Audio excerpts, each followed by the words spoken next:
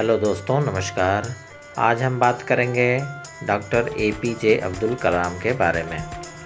APJ Abdul Kalam 15 अक्टूबर 1931 को धनुषकोडी गांव, रामेश्वर, तमिलनाडु में एक मध्यम वर्ग मुस्लिम अंसार परिवार में इनका जन्म हुआ। इनके पिता जैनुलाब्दीन न तो ज़्यादा पढ़े लिखे थे, न ही पैसे वाले थे। इनके पिता मछुआरों को नाव किराए पर दिया करते थे। अब्दुल कलाम संयुक्त परिवार में रहते थे।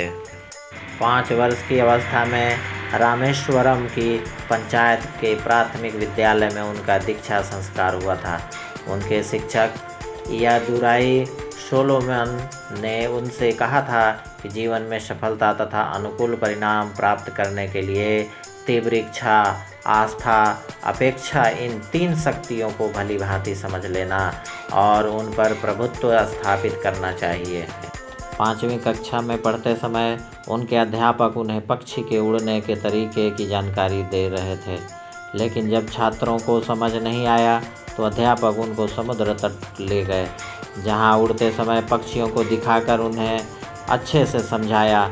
इन्हीं पक्षियों को देखकर कलाम ने तय कर लिया कि उनको भविष्य में विमान विज्ञान में ही जाना है। अब्दुल कलाम ने अपनी आरंभिक शिक्षा जारी रखने के लिए अखबार वितरण करने का कार्य भी किया था। कलाम ने 1950 में मद्रास इंस्टीट्यूट ऑफ टेक्नोलॉजी से अंतरिक्ष विज्ञान में स्नातक की उपाधि प्राप्त की है। स्नातक होने के बाद उन्होंने हावरक्राफ्ट परियोजना पर काम करने के लिए भारतीय रक्षा अनुसंधान एवं विकास संस्थान में प्रवेश किया।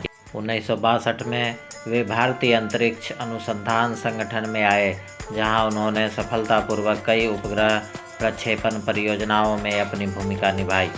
परियोजना निदेशक के रूप में भारत के पहले स्वदेशी उपग्रह प्रक्षेपण यान SLV-3 के निर्माण में महत्वपूर्ण भूमिका निभाई, जिससे जुलाई 1982 में रोहिणी उपग्रह सफलतापूर्वक अंतरिक्ष में प्रक्षेपित किया गया था। APJ अब्दुल कलाम को राष्ट्रपति भारतीय जनता पार्टी समर्थित NDA घटक दलों ने अपना उम्मीदवार बनाया था, जिसका वाम दलों के अलावा समस्त दलों ने समर्थन किया। 18 जुलाई 2002 को कलाम को 90% बहुमत द्वारा भारत का राष्ट्रपति चुना गया था और उन्हें 25 जुलाई 2002 को संसद भवन के अशोक कक्ष में राष्ट्रपति पद की शपथ दिलाई गई। इनका कार्यकाल 25 जुलाई 2007 को समाप्त हुआ। अब्दुल कलाम व्यक्तिगत जिंदगी में बेहद अनुशासन प्रिय थे। यह शाकाहारी थे। मई 2012 में कलाम ने भारत के युवाओं के लिए एक कार्यक्रम भ्रष्टाचार को हराने के एक केंद्रीय विषय के साथ मैं आंदोलन को क्या दे सकता हूं का शुभारंभ किया। कलाम कर्नाटक भक्ति संगीत हर दिन सुनते थे और हिंदू संस्कृति में विश्वास करते थे। इन्हें 2003 व 2006 में MTV youth icon of the year के लिए नामांकित किया गया था। 27 जुलाई 2015 की शाम अब्दुल कलाम भारतीय प्रबंधन संस्थान शिलोंग में रहने योग्य गृह पर एक व्याख्यान दे रहे थे। तब उन्हें जोरदार दिल का दौरा हुआ और ये बेहोश होकर गिर पड़े। लगभग 6:30 बजे गंभीर हालत में इन्हें बेथानी अस्पताल में ICU में ले जाया गया और 2 घंटे के बाद उनकी मृत्यु की पुष्टि कर दी गई। इस प्रकार की और सारी वीडियो देखने के लिए कृपया लाइक, शेयर और सब्सक्राइब करें। आपका बहुत बहुत धन्यवाद।